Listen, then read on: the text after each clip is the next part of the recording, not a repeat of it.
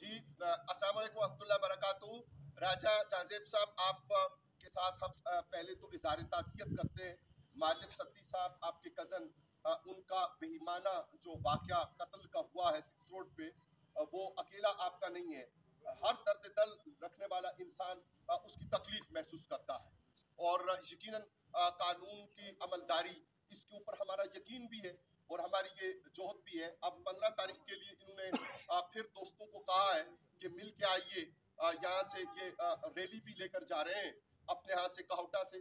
तो असल बात यह है कि माजिद सत्ती साहब के बारे में मालूम हुआ, उनके छोटे छोटे बच्चों को देखा, उनसे उनकी आंखों से जो उदासी टपक रही है, उनके चेहरों से जो उदासी सामने आ रही है, उनके माथे के ऊपर जो कुछ लिखा हुआ है उसको लफ्जों में बयान नहीं किया जा सकता। जरूरत है कि कानून की अमलदारी को मुअस्सर किया जाए। ये कोई बात नहीं होती कि कभी एक एसएचओ साहब तब्दील कर दिए जाते हैं, कभी रिकॉर्ड किसी के पास चला जाता है, कभी किसी के पास चला जाता है। उम्मीद है कि अब 15 तारीख को आईजी पंजाब आप इसका खुसूसी तौर पे नोटिस लेंगे, इसको देखेंगे।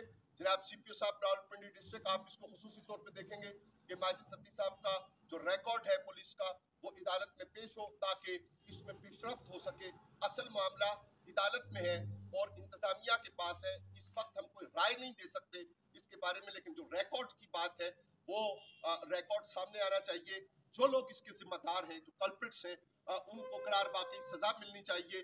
और ये दुख का और दर्द का शायद मदावा भी हो। हम तो ये कहेंगे कि तमाम स्टेक होल्डर्स को ही नहीं, खुद सीपीओ साहब को, आईजी साहब को उन बच्चों से मिलना चाहिए जो बच्चे मुतासर हुए उनकी शहादत से।